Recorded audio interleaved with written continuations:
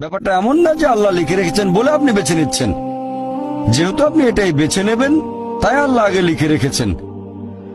এখানে পছন্দ আপনার, তবে আল্লাহ আপনার পছন্দ জানেন। যেমন ধরেন একটা রাস্তার মোড়ে আসলেন, সামনে 5টা রাস্তা, রোড নাম্বার 1, 2, 3, 4, 5।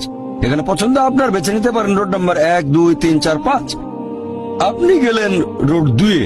এটা আগে থেকেই লেখা আছে আপনার নিয়তিতে যে আপনি যাবেন 2 নম্বর রোডে।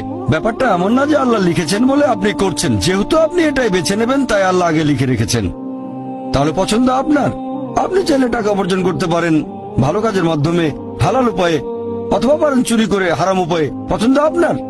ধরেন চুরি করলেন, এটা আপনার সিদ্ধান্ত। তবে আল্লাহ আগে থেকে জানেন যে এই লোকটা সহজে টাকা পেতে চায়, তাই চুরি করবে। তাই আল্লাহ আগে লিখে রেখেছেন যে এই লোকটা 25 বছর বয়সে চুরি করবে। এখানে দোষটা কার? দোষ আসলে আপনার। তবে আল্লাহর আছে ইলমে গায়েব, তাই তিনি আগেই লিখে রেখেছেন।